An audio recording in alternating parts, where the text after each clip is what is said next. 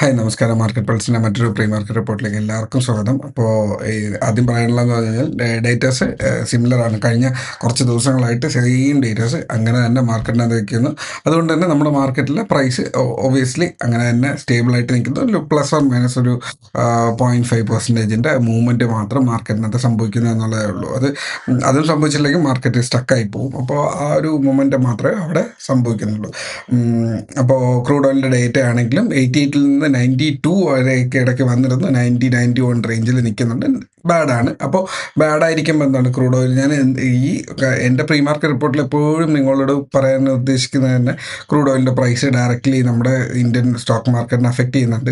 88-ന് മേളിൽ പോയാൽ അടുത്ത ഒരു ലെവലിലേക്ക് നമ്മൾ താഴെ പോകും. വീണ്ടും മേളിലേക്ക് പോയാൽ വീണ്ടും അടുത്ത സ്റ്റെപ്പിലേക്ക് താഴേക്ക് വരും. അപ്പോൾ ഒരു 92-96 മേളിലേക്ക് പോയി കഴിഞ്ഞാൽ നമ്മൾ 24,000 ബ്രേക്ക് ചെയ്ത് താഴേക്ക് പോകും. അപ്പോൾ ആ 24,000 ബ്രേക്ക് ചെയ്ത് കഴിഞ്ഞാൽ വളരെ നെഗറ്റീവായിട്ടുള്ളൊരു പാറ്റേണിലേക്ക് നമ്മുടെ മാർക്കറ്റ് മാറും. ഇത് ഞാൻ കഴിഞ്ഞ എത്രയോ ദിവസങ്ങളായിട്ട് പറയുന്നുണ്ട്. അപ്പോൾ മാർക്കറ്റിനെ ഏറ്റവും കൂടുതൽ ഡ്രിവൺ ചെയ്യുന്ന ഡേറ്റ ഇത് തന്നെയാണ്. ബാങ്കിങ് റീഫോംസിന് വേണ്ടിയിട്ടൊരു സ്പെഷ്യൽ കമ്മിറ്റി രൂപീകരിക്കുമെന്ന് ഫിനാൻസ് മിനിസ്റ്റർ പറഞ്ഞിട്ടുണ്ടായിരുന്നു. അപ്പോൾ അത് എന്താണ് സംഭവിക്കുക എന്നുള്ളത് വരും ദിവസങ്ങളിൽ കാണാം. ഇപ്പോൾ മാർക്കറ്റിനെ ഡയറക്റ്റായിട്ട് അത് ഇൻഫ്ലുവൻസ് ചെയ്യുന്നില്ല എന്നുള്ളത് മാത്രമേ ഉള്ളൂ. അങ്ങനെ ഒരു ന്യൂസ് ഉണ്ട്. ആ ന്യൂസ് ഞാൻ നിങ്ങളോട് ഷെയർ ചെയ്തു എന്നുള്ളത് മാത്രമേ ഉള്ളൂ. പിന്നെ മാർക്കറ്റിനെ സ്വാധീനിക്കുന്ന വളരെ പെർഫെക്റ്റ് ആയിട്ടുള്ള വലിയ ഡേറ്റാസ് ഇല്ല. സ്റ്റോക്ക് സ്പെസിഫിക് ആയിട്ടുള്ള മൂവ്സ് 5-10% മൂവ് ചെയ്യുന്ന സ്റ്റോക്സ് ഉണ്ട്. മിഡ് ക്യാപ്പിനകത്ത് സ്റ്റോക്സ് മൂവ് ചെയ്യുന്നുണ്ട്. എന്നാൽ മാർക്കറ്റിൻ്റെ ഓവറോൾ സ്ട്രക്ചർ സ്റ്റിൽ ആരും വലുതായിട്ട് മൂവ് ചെയ്യുന്നില്ല. ഹെവി വെയ്റ്റ്സ് ആരും വലുതായിട്ട് മൂവ് ചെയ്യുന്നില്ല എന്നുള്ളത് തന്നെയാണ്. മാർക്കറ്റ് ആസ് എക്സ്പെക്റ്റഡ് സംഭവിക്കുന്നുണ്ട്. പക്ഷേ എല്ലാം സംഭവിക്കുന്നത് എന്താണ്? ഒന്നുകിൽ ആദ്യത്തെ ഒരു ക്യാൻഡിൽ ഇല്ലെങ്കിൽ അവസാനത്തെ ഒരു ക്യാൻഡിൽ. ഇത് രണ്ടും നമുക്ക് മറ്റൊരു വ്യക്തിയോട് ഷെയർ ചെയ്യാൻ പറ്റുന്ന ഒരു ട്രേഡായിട്ട് പറയാൻ പറ്റത്തില്ല. അപ്പോൾ അതാണ് സംഭവിച്ചുകൊണ്ടിരിക്കുന്നത്. ഇതിന് ഇൻ ബിറ്റ്വീൻ അതിനകത്ത് മൂവ് ചെയ്യുന്നുണ്ടെങ്കിൽ ഡെഫിനറ്റ്ലി അതിനകത്ത് ഗെയിൻസ് കിട്ടുന്നുണ്ട്. എനിക്ക് പലരും സ്ക്രീൻഷോട്ട്സ് അയച്ചു തരുന്നുണ്ട്. സന്തോഷം. റിസ്കി മാർക്കറ്റിനകത്ത് നിങ്ങൾ കുറച്ചെങ്കിലും പ്രോഫിറ്റിലാണെങ്കിൽ പോലും നിങ്ങൾ വളരെ പെർഫെക്റ്റ് ആയിട്ട് ചെയ്യുന്നു. നിങ്ങളുടെ ഡിസിപ്ലിൻ നിങ്ങളെ അത് ചെയ്യിപ്പിക്കുന്നു എന്നുള്ളത് തന്നെയാണ്. വളരെ ഹാപ്പി. ഇത് കാണുന്ന വ്യക്തിക്ക് അത് അറിയാം. ഓക്കെ, അപ്പോൾ നമുക്ക് നമ്മുടെ വീഡിയോയിലേക്ക് വരാം. ഓക്കെ, ചാർട്ടിലേക്ക് വന്നു കഴിഞ്ഞാൽ ഇത് നമ്മുടെ മാർക്കറ്റ് ചാർട്ടാണ്. ഓക്കെ, ഇന്നലെ പറഞ്ഞിരുന്നത് ഓർമ്മയുണ്ടെന്ന് വിശ്വസിക്കുന്നു. ഒരു വലിയൊരു ട്രയാങ്കിൾ ബ്രേക്ക് ചെയ്ത്, അതായത് 24,600 റേഞ്ചിനായിരുന്നു മാർക്കറ്റിന് ഒരു സൈഡ് വേസ് പോകാനുള്ള ഒരു ഏരിയ. അപ്പോൾ ഈ ഒരു 24,600 ബ്രേക്ക് ചെയ്ത് 24,440 റേഞ്ചിലേക്ക് വന്നത് 440 സ്റ്റേബിൾ ആകാൻ പറ്റാണ്ട് മാർക്കറ്റ് തിരിച്ച് വന്ന് ഇവിടെ ഒരു ട്രയാങ്കിൾ ക്രിയേറ്റ് ചെയ്തു. അപ്പോൾ ഇവിടെ ഒരു ഹയർ പ്രൈസിൽ ഒരു ട്രയാങ്കിൾ സെറ്റ് ചെയ്തു. അതിന് പറ്റിയില്ല, അത് താഴേക്ക് വീഴുന്നു. ഇവിടെ ഒരു ട്രയാങ്കിൾ സെറ്റ് ചെയ്തു 24,800 റേഞ്ചിൽ, 24,240 റേഞ്ചിൽ ഒരു ട്രയാങ്കിൾ സെറ്റ് ചെയ്തു. അപ്പോൾ ആ ട്രയാങ്കിൾ റേഞ്ചിലാണ് ഇപ്പോൾ മാർക്കറ്റിനകത്ത് നിൽക്കുന്നത്. ബട്ട് സ്റ്റിൽ ഇപ്പോൾ നിൽക്കുന്നതിനെ ഞാനൊന്ന് അഡ്ജസ്റ്റ് ചെയ്ത് വരച്ച് കഴിഞ്ഞാൽ പോലും സ്റ്റിൽ ആ ലെവലിന് വലിയ മാറ്റങ്ങൾ വരുന്നത്. ഓക്കെ, ഞാനൊന്ന് ചെറുതായിട്ടൊന്ന് അഡ്ജസ്റ്റ് ചെയ്യാം. ഓക്കെ, ഇതിൻ്റെ ഈ ഒരു ട്രെൻഡ് ലൈൻ നമുക്കിവിടെ കീപ്പ് ചെയ്യാം. ഓക്കെ, മാർക്കറ്റ് ഇപ്പോൾ ഒരു ഡിസെൻഡിങ് ട്രയാങ്കിൾ പാറ്റേണിലേക്ക് മാർക്കറ്റ് മാറുകയാണ്. സോ മാർക്കറ്റിന് ആ ഒരു നെഗറ്റിവിറ്റി തന്നെ നിൽക്കുകയാണ്. എന്തുകൊണ്ടാണ്? ക്രൂഡ് ഓയിലിൻ്റെ പ്രൈസ് കൂടുന്നുണ്ടെങ്കിൽ എൻ്റെ ചാർട്ട് താഴേക്ക് വരും എന്നുള്ളത് എനിക്ക് ബേസിക് ആയിട്ട് മനസ്സിലാവുന്ന ഒരു കാര്യമാണ്. ഞാൻ നമ്മുടെ സ്റ്റുഡൻസ് ഗ്രൂപ്പിനുള്ളിലോ നമ്മുടെ ഈ പ്രീ മാർക്കറ്റ് റിപ്പോർട്ടിനുള്ളിലോ ഒക്കെ ഞാൻ പറയാൻ ഉദ്ദേശിക്കുന്നത് ഇത് തന്നെയാണ്. അപ്പോൾ മാർക്കറ്റിൽ നിങ്ങൾക്ക് നിങ്ങളുടേതായൊരു എഡ്ജ് കണ്ടെത്താൻ പറ്റും. അപ്പോൾ മാർക്കറ്റിൽ ഒരു ഡിസെൻഡിങ് ട്രയാങ്കിൾ നിൽക്കുന്നു. മാർക്കറ്റ് ഇനിയും ഓപ്പൺ ചെയ്യുന്ന ക്യാൻഡിൽ നെഗറ്റീവാണ് എന്നുണ്ടെങ്കിൽ 24,300 താഴെ ഓപ്പൺ ചെയ്യാനാണ് സാധ്യത. ഒരു ബെയറിഷ് ബൈസ്, ഫ്ലാറ്റ് ബൈസ് എന്ന് എക്സ്പെക്ട് ചെയ്യാം. ഈ ഒരു ഏരിയയിൽ തന്നെ ആയിരിക്കും മാർക്കറ്റ് ഓപ്പൺ ചെയ്യാൻ സാധ്യത.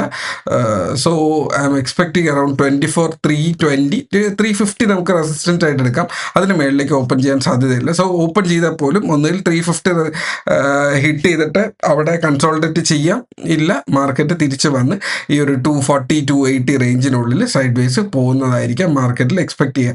ഇൻ കേസ് അത് താഴേക്ക് ബ്രേക്ക് ചെയ്ത് കഴിഞ്ഞാൽ 24,240 ബ്രേക്ക് ചെയ്ത് കഴിഞ്ഞാൽ അതിന് 200 ബ്രേക്ക് ചെയ്ത് കഴിഞ്ഞാൽ മാർക്കറ്റ് നല്ലൊരു വീഴ്ചയ്ക്ക് ഉള്ള സാധ്യതയുണ്ട്. 24,100 ടു 24,000 രണ്ട് ട്രേഡ്സ് അവിടെ വാലിഡ് ഉണ്ട്. എല്ലാം ഒരു ദിവസം സംഭവിക്കുന്നതല്ല, എക്സ്പയറി ആണ്. So I M expecting around 24,200 range താഴേക്ക് വന്നേക്കാം. ഇവിടെയൊക്കെ വന്നിട്ട് തിരിച്ച് ഈ ഒരു ഏരിയയിൽ 180 റേഞ്ചിലൊക്കെ വന്ന് മാർക്കറ്റ് ക്ലോസ് ചെയ്തേക്കാം എന്നുള്ളതാണ് എൻ്റെ പേഴ്സണൽ കാൽക്കുലേഷൻ. ഇത് ഞാനൊരു ട്രേഡ് റെക്കമെൻഡേഷൻ ഷെയർ ചെയ്യുന്നതല്ല.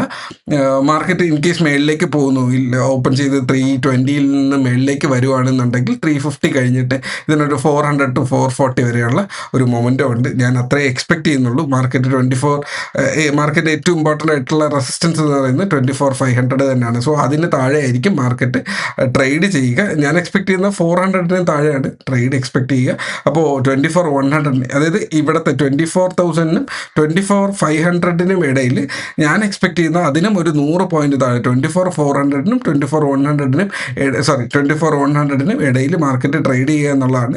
അപ്പോൾ ഇത്രയും വൈഡ് പോലും ഞാൻ എക്സ്പെക്ട് ചെയ്തില്ല. ഇപ്പോൾ മാർക്കറ്റ് ഓപ്പൺ ചെയ്യുന്നതിൽ നിന്ന് ഒരു 100 പോയിന്റ് അങ്ങോട്ടും ഇങ്ങോട്ടൊക്കെ മൂവ് ചെയ്യാം എന്നുള്ളതാണ് പേഴ്സണലി കാൽക്കുലേറ്റ് ചെയ്യുക. എക്സ്പയറി കഴിഞ്ഞിട്ട് കുറച്ച് ദിവസം കൂടെ കഴിഞ്ഞിട്ട് അതിലൊരു വ്യക്തത വരുത്താം. ലൈവ് മാർക്കറ്റിനകത്ത് വലിയ മൂവ്മെൻറ്റം കാണുന്നില്ല എന്നുള്ളത് തന്നെയാണ്. പ്രത്യേകിച്ച് മാർക്കറ്റിൽ വോളിയം ഇല്ല എന്നുള്ളത് ആദ്യം മനസ്സിലാക്കുക. വോളിയം ഇല്ലാത്തത് കാരണം പറയുന്നില്ലേ, എന്നെപ്പോലെ ഒരുപാട് ട്രേഡേഴ്സ് മാർക്കറ്റ് മനസ്സിലാക്കാൻ വേണ്ടിയിട്ട് സ്റ്റോപ്പ് ചെയ്ത് നിൽക്കുന്ന ആൾക്കാരുണ്ട്. അപ്പോൾ മാർക്കറ്റിൻ്റെ ഡേറ്റ പഠിച്ചുകൊണ്ടിരിക്കുമ്പോൾ മാർക്കറ്റിനകത്ത് വോളിയം ഇല്ല. മാർക്കറ്റിൽ സാധാരണ മാർക്കറ്റ് വോളിയം ഇല്ലാത്തപ്പോൾ മാർക്കറ്റിനകത്ത് മാനിപ്പുലേഷൻ പെട്ടെന്ന് തിരിച്ചറിയാൻ പറ്റും. മാർക്കറ്റിൽ ആക്ച്വലി മാനിപ്പുലേഷൻ നടക്കുന്നില്ല, കുറവാണ്, കമ്പാരിറ്റീവ്ലി കുറവാണ്. അത് സംഭവിക്കുന്നത് ലാസ്റ്റ് ഒരു 15 മിനിറ്റത്തെ ക്യാൻഡിലാണ്. സോ അത് വലിയ എഫക്റ്റീവ് ആയിട്ടുള്ളൊരു സംഭവമല്ല. സോ ലിറ്ററലി മാർക്കറ്റ് വളരെ കാമാണ്. ഇനി മാർക്കറ്റിന് ആക്ച്വലി ഈ മാർക്കറ്റിനെ കൺട്രോൾ ചെയ്യുന്നവരും ഒരു പുതിയൊരു സ്ട്രാറ്റജി ബിൽഡ് ചെയ്തുകൊണ്ടിരിക്കുകയാണ്. അതാണ് ആ ഒരു ഗ്യാപ്പ് എന്ന് പറയുന്നത്. നമ്മളാണെങ്കിലും കോഷ്യസ് ആയിട്ട് വെയിറ്റ് ചെയ്യാണ്. സോ ഇതിൽ ആരാണോ വൈസായിട്ട് നിൽക്കുന്ന ഒരു വ്യക്തി, അയാളായിരിക്കും വിൻ ചെയ്യാനുള്ള പ്രോബബിലിറ്റി ഹയർ. സോ അതിനനുസരിച്ചിട്ട് അഗ്രസീവ് ആകാണ്ടിരിക്കുക എന്നുള്ളതാണ്. മാർക്കറ്റ് മനസ്സിലാവുന്നത് വരെ വലിയ ക്വാണ്ടിറ്റിയിൽ ട്രേഡ് ചെയ്യാതിരിക്കുക എന്നുള്ളത് മാത്രമേ ഉള്ളൂ. ട്രേഡ് ചെയ്യുമ്പോൾ കൃത്യമായിട്ട് എസ് എൽ വയ്ക്കുക. അത്രേ ഉള്ളൂ ഇന്നത്തെ വീഡിയോ. മാർക്കറ്റ് താഴേക്ക് വീഴുമ്പോൾ സ്വിംഗ് ട്രേഡിങ്ങിൻ്റെ പുതിയ പൊസിഷൻ ഷെയർ ചെയ്യുന്നില്ല. ഗ്രൂപ്പിനുള്ളിൽ 1-2 പേരുണ്ട് അത്യാവശ്യം അനാലിസിസ് ഷെയർ ചെയ്യുന്ന ആൾക്കാരുണ്ട്. അത് ഷോർട്ട് ടേം ട്രേഡ്സ് ആണ്. ഞാനെപ്പോഴും ഷെയർ ചെയ്യുക നല്ല ഒരു 2-3 മാസത്തേക്ക് നമുക്ക് മൂവ്മെൻറ്റ് ഒരു ഗ്രോത്ത് കിട്ടുന്ന ഏതെങ്കിലും നല്ല സ്റ്റോക്സ് ആണ്. പക്ഷേ മാർക്കറ്റ് വീണ്ടുകൊണ്ടിരിക്കുമ്പോൾ അങ്ങനെ ഒരു പൊസിഷൻ പേഴ്സണലി ഞാൻ എടുക്കാറില്ല. അതുകൊണ്ട് എൻ്റെ ട്രേഡ്സ് ഞാനവിടെ ഷെയർ ചെയ്യുന്നില്ല എന്നുള്ളത് മാത്രമേ ഉള്ളൂ. എല്ലാവരും അവരവർ കാണുന്ന നല്ല ചാർട്ടുകൾ അവിടെ പറഞ്ഞു തരികയാണ് ചെയ്യുക. അത് നിങ്ങളുടേതായ അനാലിസിസ് എടുത്തുകൊണ്ട് നിങ്ങൾക്ക് താല്പര്യമുണ്ടെങ്കിൽ മാത്രം, നിങ്ങളുടെ ഒരു വിഷനിൽ അത് സെറ്റ് ആണെന്നുണ്ടെങ്കിൽ മാത്രമേ ഇതൊക്കെ നിങ്ങൾ ശ്രദ്ധിക്കാൻ പാടുള്ളൂ. മാർക്കറ്റ് ഒരു സ്ലൈഡിങ് മാർക്കറ്റാണ്. 24,000 ഹിറ്റ് ചെയ്തേക്കാം. മാർക്കറ്റിൽ വേറെ പോസിറ്റിവിറ്റി കാണുന്നില്ല എന്നുണ്ടെങ്കിൽ സോ അതിനനുസരിച്ചിട്ട് നിങ്ങളുടേതായ ഒരു കോൺസെൻട്രേറ്റഡ് ആയിട്ടുള്ളൊരു അനാലിസിസ് ചെയ്തിരിക്കുക. Trade safe, take care, by.